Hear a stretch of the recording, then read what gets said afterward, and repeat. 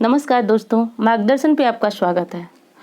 दोस्तों, गुरुवार के व्रत में केले के पेड़ की पूजा की जाती है और मान्यता ऐसी है दोस्तों कि भगवान बृहस्पति की पूजा केले के पेड़ के नीचे अगर की जाए तो वो पूजा जो है वह ज़्यादा फलदायक होती है।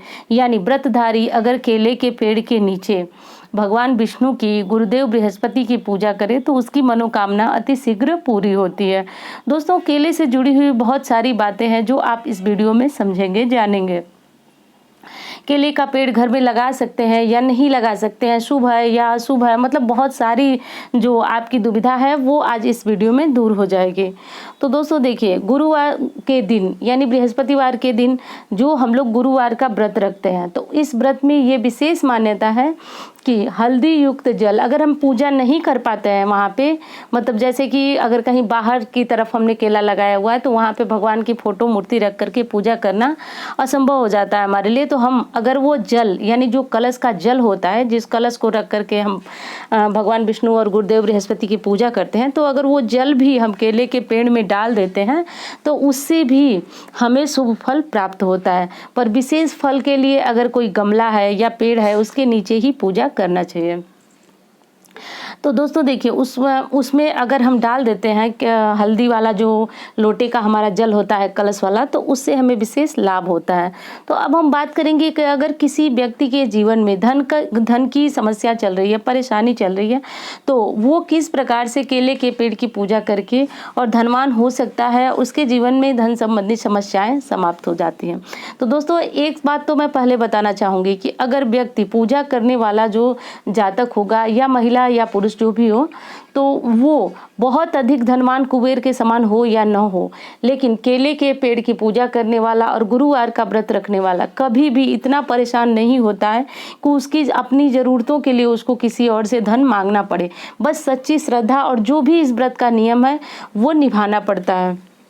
तो दोस्तों आज मैं व्रत के बारे में नहीं बता रही हूँ, आज मैं केले के पेड़ के पूजा के बारे में ही बता रही हूँ।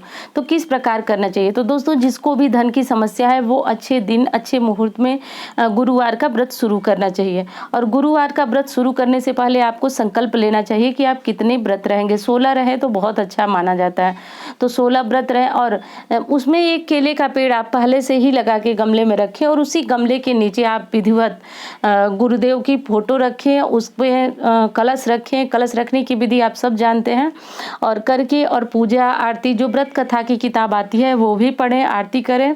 और करने के बाद जो जल आपका, जो कलश का जल बचता है, वो जल आप अंत में केले के पेड़ में डाल दें तो जाके पूजा पूर्ण होती है। तो दोस्तों ऐसी पूजा करने वाला व्यक्ति जो है, तो मैंने अभी कहा कि बहुत ज़्यादा कुबेर के समान धनवान तो नहीं होता है, पर जीवन में उसकी धन संबंधी समस्याएं समाप्त हो जाती हैं। धीरे धीरे उसके जो मार्ग होते हैं धन आने के वो खुलते जाते हैं।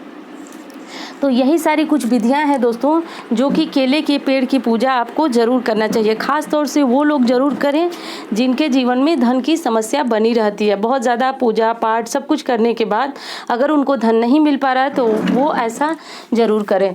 कारण ये भी है दोस्तों कि देखिए, भगवान विष्णु प्रसन्न होते हैं गुरुदेव बृहस्पति की पूजा करने से। अब भगवान विष्णु जिस जातक के ऊपर प्रसन्न हुए, माता लक्ष्मी स्वतः ही उसके ऊपर अपनी कृपा बरसाने लगती है। ये सामान्य सी शास्त्रोक्त बात है। तो बस यही कारण है, यही रीजन है कि केले के पेड़ की पूजा करने वाला व्यक्ति जो है जीवन में धन संबंधी समस्या का सामना नहीं करता है। अब अगली बात करेंगे कि उद्यापन जब आपका हो जाता है व्रत का, तो फिर आप केले के पेड़ का क्या करें? उसका पूजा मतलब लगातार पूजा करें या फिर उस केले का क्या करें? ये प्रश्न बहुत ज़्यादा आता है। तो दोस्तों देखिए, अगर आपने गमले में लगाया है तो केले के पेड़ की पूजा, अगर आप व्रत नहीं रहते हैं तो भी अगर हर गुरुवार को आप हल्दी मिला करके केले के पेड़ में चढ़ाएं, बिना व्रत रहे भी सुबह सुबह, तो ये आपके लिए बहुत अच्छा है। कोई बात नहीं है कि आप व्रत रह रहे हैं कि नहीं रह रहे हैं, इससे कोई मतलब नहीं है, तो आप चढ़ाएं। और अगर आप चाहते नहीं हैं कि आप केले के पेड़ को घर में रखें तो आप इस केले के पेड़ को विधिवत मंदिर में दान भी कर सकते हैं, गमले के सहित। उखाड़े नहीं, क्योंकि जब आप उसमें से उखाड़ लेंगे तो ज़्यादा ये चांस हो जाता है कि पौधा सूख जाता है, और सूखना नहीं चाहिए। हमारे द्वारा किसी पौधे का सूख जाने, यानी कि आप सभी समझते हैं दोस्तों कि पौधे जो है सजीव होते हैं, उनमें भी जीवन होता है। तो हमारे द्वारा अगर कोई पौधा सूख जाता है तो ये अच्छी बात नहीं है। इसलिए मैंने कहा कि आप गमले के साथ ही उस पौधे को मंदिर में दान कर दें। अगर आपका उद्यापन हो गया है तो। और जिस पेड़ के का आप पूजा कर रहे हैं उसका फल खाना चाहिए या नहीं। तो दोस्तों देखिए, गुरुवार का व्रत रखने वाला व्यक्ति को उस दिन यानी गुरुवार के दिन केले का फल, जो केला फल है, वो नहीं खाना चाहिए। और उस पेड़ का फल आपको बिल्कुल नहीं खाना चाहिए जिसकी आप पूजा कर रहे हैं। तो उसका फल तो मैं कहूँगी कि आपको जब तक वो केला फल दे रहा है तब तक आपको नहीं खाना चाहिए। तो कुछ लोग अगर इस नियम को आप निर्वाह कर लेते हैं तो अच्छी बात है, नहीं कर पाते हैं तो कम से कम तब तक तो बिल्कुल ना खाइए जब तक आपके 16 या जितने व्रत का आपने संकल्प लिया है उतने व्रत आपके पूर्ण न हो जाए। तो अगर आपके इतने व्रत, जितने व्रत का आपने संकल्प लिया उतने व्रत पूर्ण हो जाए तब आप खा सकते हैं, कोई परेशानी वाली बात नहीं है। लेकिन अगर न खाएं तो ये ज़्यादा अच्छा होगा। और दूसरी बात यह है कि केले का और अन्य केले का फल भी, मतलब जैसे बाजार से जो आप केला ला रहे हैं तो गुरुवार के दिन आप चढ़ाते भी होंगे और चढ़ाने के बाद आप केले का सेवन गुरुवार के दिन न करें। कारण ये है कि जब हम केले के पेड़ की पूजा करते हैं तो जिस चीज़ की पूजा करते हैं उस चीज़ का भक्षण हम नहीं करते हैं। तो बस इसीलिए आज के दिन जो है वह केले नहीं खाया जाता है। बहुत सारे लोग जो है कि वो व्रत नहीं रखते हैं फिर भी गुरुवार के दिन इन नियमों का जो है पालन करते हैं और कल करना काफ़ी अच्छा रहता है। खास तौर से मीन और धनु राशि के लोग जिनके कि स्वामी गुरुदेव होते हैं तो उनको गुरुवार के दिन विशेष कर केला नहीं खाना चाहिए। तो आप ये समझ गए होंगे कि आप जिस केले के पेड़ की पूजा कर रहे हैं उसका फल खाएं या न खाएं। दोस्तों, शीघ्र विवाह और मनचाहे जीवन साथी के लिए पूजा कैसे करें। तो देखिए, अगर आप ये व्रत रखते हैं तब तो बहुत बहुत बहुत अच्छी बात है कि आप गुरुवार का व्रत, जिस प्रकार मैंने अभी शुरुआत में ही वीडियो में बताया, तो उस तरह अगर आप व्रत रखते हैं और हल्दी मिले हुए जल से आप पूजा करने से पहले हल्दी मिले हुए जल से आप स्नान जरूर करें। और स्नान अगर आप चाहे लड़की हैं या लड़के हैं तो स्नान आपको सर के ऊपर से करना चाहिए। तो साधारण हम लोग बताते हैं दोस्तों कि गुरुवार के दिन सर के बाल नहीं धोना चाहिए, लेकिन जिनकी शादी विलंब हो रहा है, जिनको शादी में, वो हल्दी युक्त जल से स्नान करने से उनका जीवन साथी जो है अतिशीघ्र मिल जाता है और गुरुदेव प्रसन्न होते हैं। तो हल्दी युक्त जल से स्नान करके और गुरुदेव की पूजा करें, व्रत रहें। और दूसरी बात है कि अगर आप व्रत नहीं रख सकते हैं तो आप क्या करें कि हल्दी युक्त जल से स्नान करें और जहाँ कहीं आसपास में आपको केले का पेड़ मिल जाए वहाँ एक दीपक जरूर जलाएं। वो दीपक घी का हो, तिल के तेल का हो। और उसके बाद आपको क्या करना है कि घी या तिल के तेल का दीपक जरूर जलाना है और 1 लोटा जल जिसमें हल्दी जरूर मिली होनी चाहिए, हल्दी मिला करके और आप भगवान को जरूर चढ़ा। हल्दी और भोग में आप भगवान को केले भी चढ़ा सकते हैं, गुड़ भी चढ़ा सकते हैं, मुनक्का भी चढ़ा सकते हैं। तो ऐसे करके आप पूजा कर लें। अगर व्रत नहीं रहे तो भी ऐसा करने से भी बहुत जल्दी जीवन साथी जो है प्राप्त हो जाता है। और अगर किसी की मन चाहे जीवन साथी की इच्छा है तो वो भी जल्दी से पूर्ण हो जाती है, क्योंकि दोस्तों ऐसा शास्त्र में बताया गया है कि इस व्रत से जो है बहुत शीघ्र ही हमारी मनोकामनाएं पूर्ण होती हैं। बस भगवान के सामने अपना जो मनोकामना है अपनी, वो व्रत के समय जरूर बोलनी चाहिए। दोस्तों, मुझे भी पता है कि भगवान सब कुछ जानते हैं, सब समझते हैं, फिर भी हमें जब कुछ चाहिए, हमारी इच्छा प्रबल है तो हमें एक बार भगवान से जरूर बोलना चाहिए। यही नियम है। अगर हम बोलते हैं तो ही जाकर के भगवान शीघ्र हमारी मनोकामना सुनते हैं। दोस्तों, मेरे कहने का मतलब ये नहीं है कि अगर आप बोलते नहीं हैं, आपकी इच्छा है तो भगवान नहीं समझते, ऐसा नहीं है दोस्तों। लेकिन शादी का कुछ ऐसा समय होता है जो बहुत समय बीतने के बाद व्यक्ति जो है निराश होने लगता है। निराशा से उबरने के लिए उसको भगवान के शरण में जाना चाहिए और भगवान विष्णु, गुरुदेव बृहस्पति अति शीघ्र उनकी शादी करा देते हैं। तो दोस्तों, आप जान जाइए कि केले का पेड़ जो है घर में लगाना शुभ होता है या अशुभ।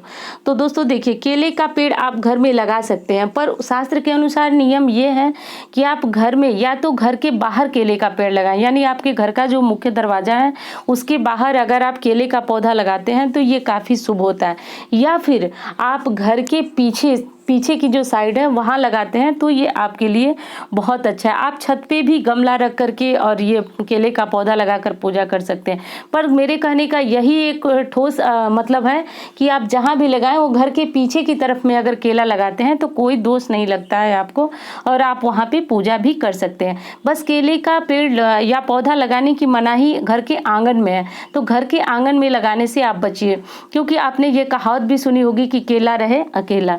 तो ये कहावत है, पर किस चीज़ के लिए है कि घर के आंगन के लिए है।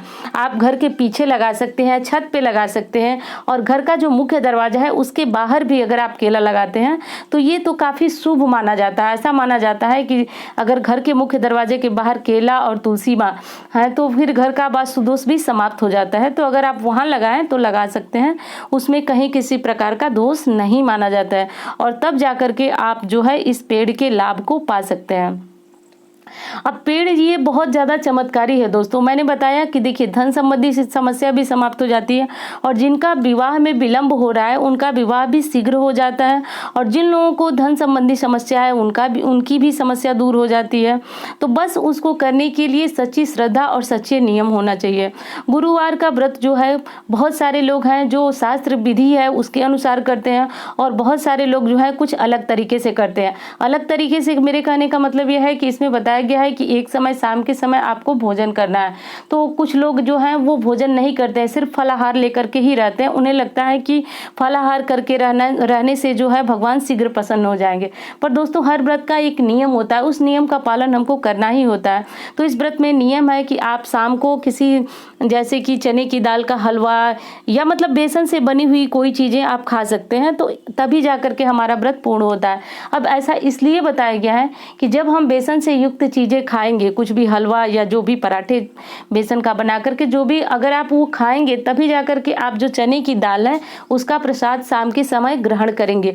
और ये प्रसाद आज के आज यानी गुरुवार के दिन ही आपको ग्रहण करना बहुत ज़रूरी है। बहुत सारे लोग ऐसी मान्यता रखते हैं कि ये प्रसाद जो चने की दाल का प्रसाद होता है वो शुक्रवार को ग्रहण करते हैं। तो दोस्तों देखिए, प्रसाद तो आप कभी भी ग्रहण करें, ये आपके लिए फलदायी होता है, पर व्रत का जो शास्त्रीय नियम होता है उसको हमें जरूर मानना चाहिए, जरूर उसका पालन करना चाहिए। तो व्रत की शास्त्रीय मान्यता यही है कि शाम को जो चना और गुड़ आप भोग में लगाए रहते हैं, तो गुड़ आप सुबह भी प्रसाद में खा सकते हैं, पर चना वाला जो भोग होता है, प्रसाद होता है, वो शाम के भोजन में आपको जरूर करना चाहिए। और ये भोजन जो आपको सूर्यास्त के पहले ही कर लेना चाहिए। तो दोस्तों यही सारे नियम है, और पूजा करते समय आपको बस भगवान से श्रद्धा रखनी चाहिए। भोग क्या चढ़ा रहे हैं ये बहुत अधिक महत्व नहीं रखता है, बस आप अपनी श्रद्धा और भावना भगवान के लिए समर्पित करेंगे तो निश्चित रूप से आपकी जो भी इच्छा है वो भगवान जरूर पूर्ण करेंगे। तो दोस्तों उम्मीद करती हूँ वीडियो आपके लिए आपको बहुत अच्छी लगी होगी। मिलती हूँ इसी तरह वीडियो